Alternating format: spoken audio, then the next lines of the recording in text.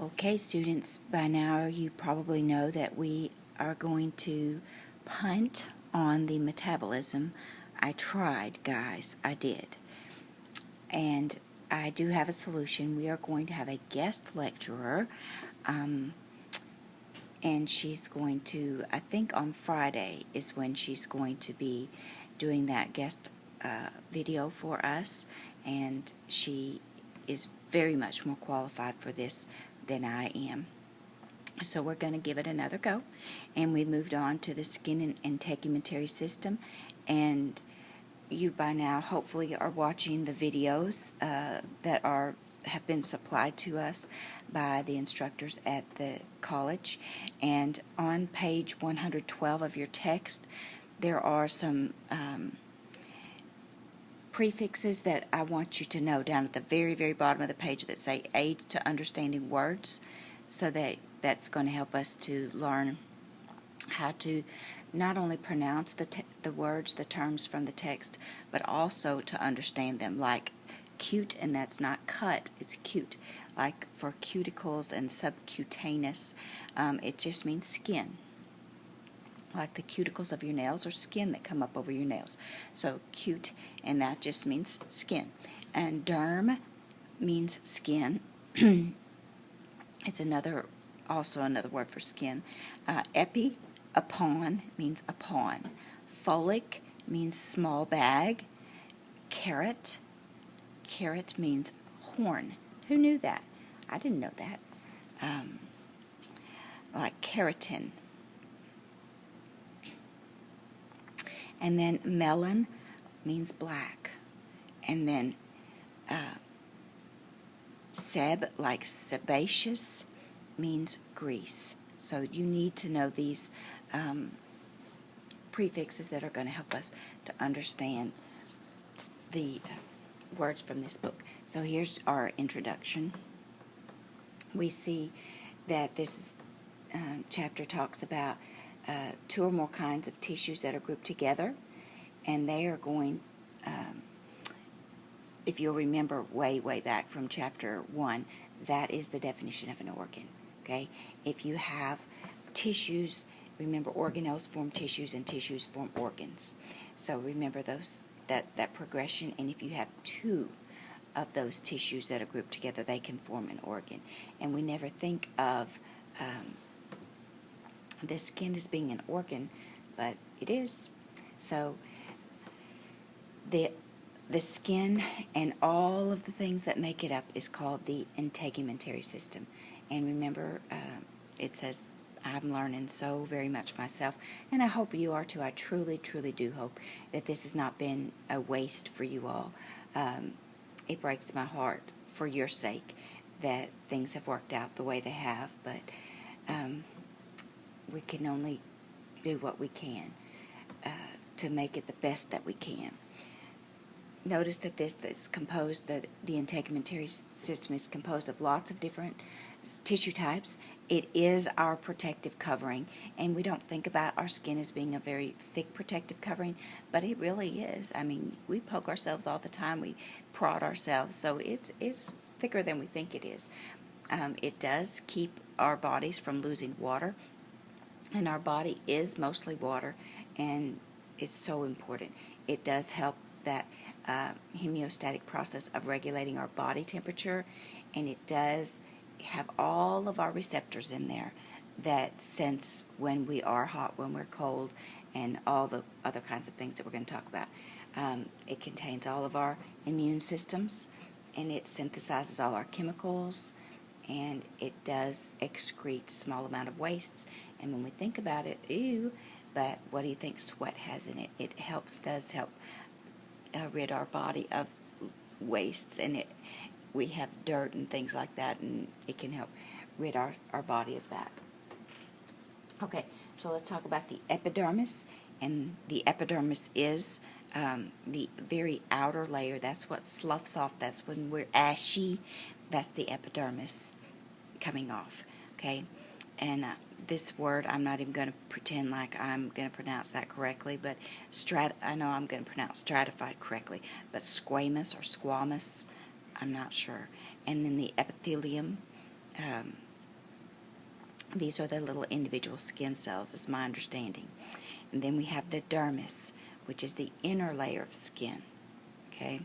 And it has all of our elastic fibers and all of the collagen in it, and what keeps you all looking young, and what we all that have a few gray hairs wish to get back, okay? It has all the collagen and those types of things that give your skin its bounciness and its elasticity. And then you have your subcutaneous layer, which is even the inner layer, that very inside layer of our skin. And it has the adipose tissue that regenerates, as near as I could figure from my reading. And so in your book on page 113, you have this picture that's on this slide. And it shows you all these different things that are in here. It shows you got your hair shaft there, you got your sweat glands and sweat pores. Look at all that, how they look. You've got capillaries, and capillaries are your carriers. Remember, they carry blood, they carry, you have nerve capillaries, you have all different kind of capillaries. They're like tiny little straws. You've got your papilla, which are tiny little hairs.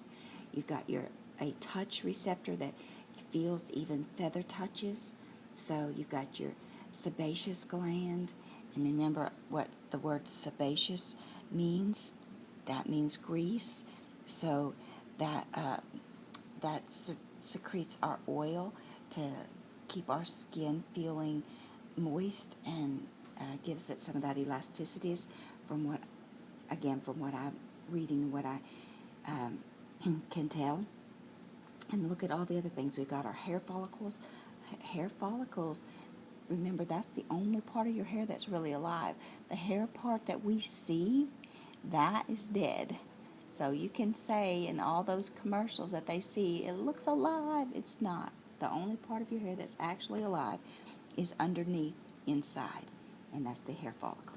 So that's pretty neat, and I'm pretty much thinking that there's probably coloring pictures that you're going to be able to see, and you're going to need to know a lot of those. So be ready for Ms. Hawkins to give you those as an assignment to know those layers. Okay, here we need to know some important things about the epidermis. Remember, the epidermis is the outer layer, the side that sloughs off when we're feeling ashy. And remember some things about it, okay? There's no blood vessels there, okay? Since the epidermis is made up of these stratified squamous, these little skin cells, there's no blood vessels there, okay? We can't bleed from that outer layer of skin. If you scratch your outer layer of skin cells, it's not going to bleed. You can scratch skin cells off. As a matter of fact, our body, every 7 days or so, it regenerates, and those skin cells do slough off. So as gross and nasty as it sounds, if you don't wash your bedclothes on a regular basis, then you have dead skin cells you're tossing and turning in your sleep. And as you're tossing and turning, you're rubbing them off in your sleep, and so your bed sheets are going to be full of dead skin. I'm just saying. So that's another good reason that you should, wash your sheets on a regular basis. So as these cells of this layer divide and grow, the old ones are pushed away toward the skin surface, and then they're sloughed off of our body. And then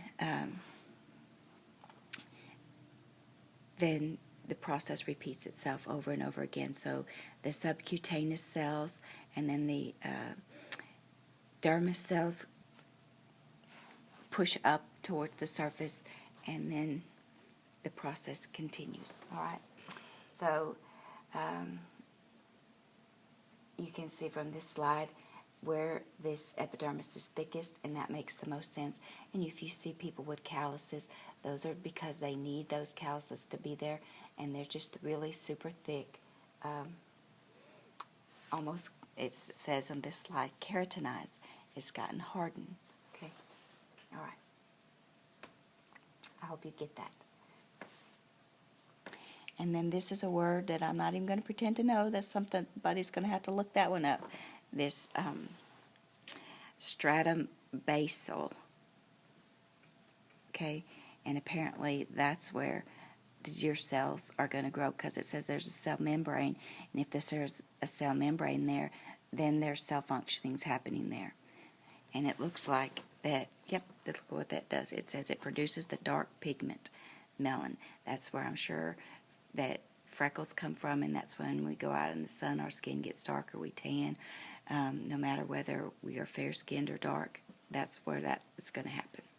Okay, and it says that's where our skin color comes from, and also where we absorb our UV light, which, by the way, we need. That UV light, all sunlight gives us energy, and if you take your body out of sunlight, and on dreary days when there's no sun, we feel that. We actually feel that. Sunlight helps our body produce things like serotonin, which gives us some factors that affect our epidermis are hereditary, and the environment that help determine our skin color. If you live outside and you work outside all the time, and you just are an outdoor person, your skin is going to be darker than somebody who likes to sit indoors and read, or you're an indoor person and you like to play video games or whatever. Your skin tone is going to be just different. Okay. Also, genetics and heredity just play a vital role. If you come from a long line of redheaded, freckled people, chances are you're going to be redheaded and have lots of freckles, and you're going to be very fair-skinned, most likely. Okay? If you know someone who happens to be an albino, they lack this in their system. They don't have this pigment in them. Then there's nothing that they can do to replace that, and they must be so very careful in the sun. I remember in my graduating class, we had one of our classmates that suffered from this, and they just could not stay outside for very long at all. It was painful, very painful for that student. Okay, and then here's your physiological factors. Dilation of the dermal blood vessels. That means dilation means getting bigger, remember, dilation. And constriction means getting smaller. And then keratin. Keratin is, if I remember, keratin is a protein, if I remember right. And then jaundice is a yellowish color, turning yellow. All right.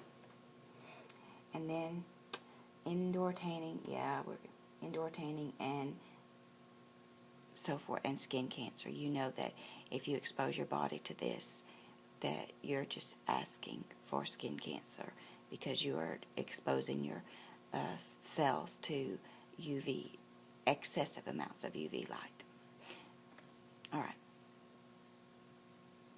And then we have the dermis, which is the next layer down. And you see how thick it is.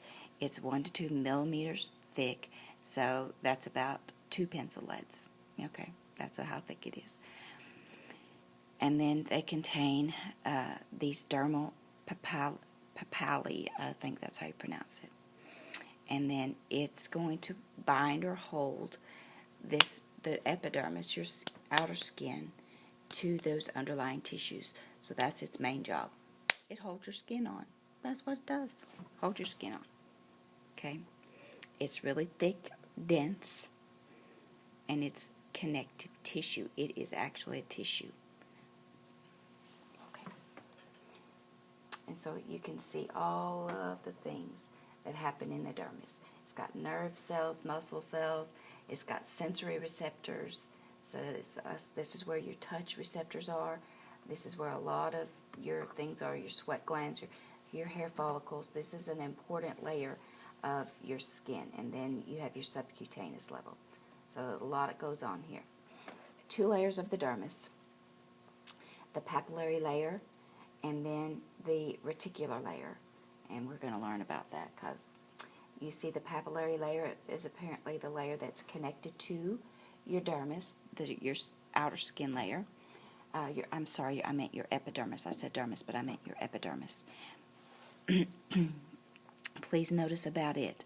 It says it's thin. Look how thin it is compared to the reticular layer, okay? And it's very, very dense, the reticular layer is, and it comprises most of it. Look at all the stuff that's going on inside there. That's where your hair follicles are. That's where your sweat glands are. That looks like where most of all your capillaries are.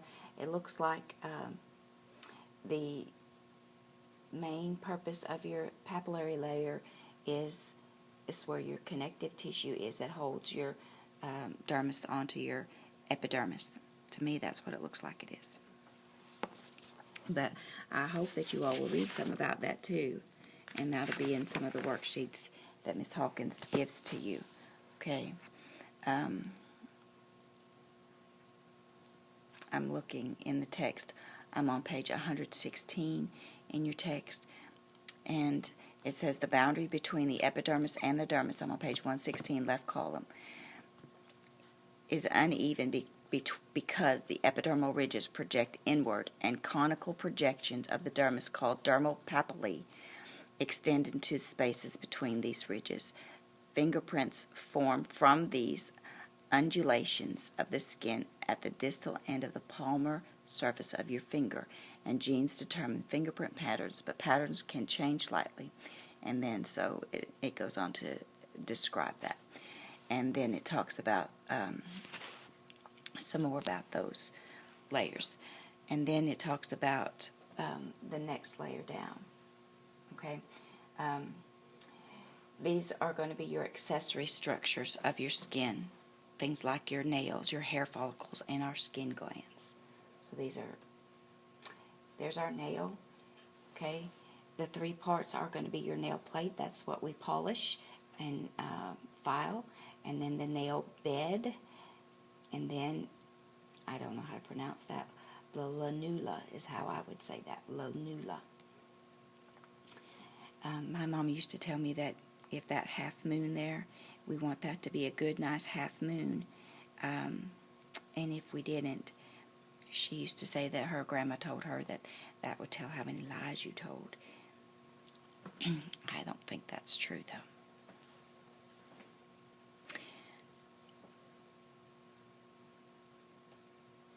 Okay, I think I'm going to stop right there, because this talk is about the hair follicles next. And do you see this hair follicles? Oh, I didn't mean to take it back right here. I want to stop here at hair follicles because I'm getting a little long. But please notice where those hair follicles reside. They do go down all the way down into the epidermal cells. And please notice that they are tubes. They're little tubes. Okay? And that they, even though they come out of our epidermis, our outer layer of our skin, they go down into the dermis. Okay? And that's the only place that they're really alive. And they have three parts: the root, the bulb, and then the shaft.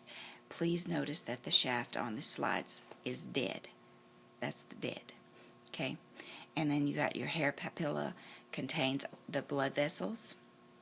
And you see the picture here on this slide that shows those. And then hair color is due to your type and how much melanin you have in there. Okay. And I'm going to stop right there.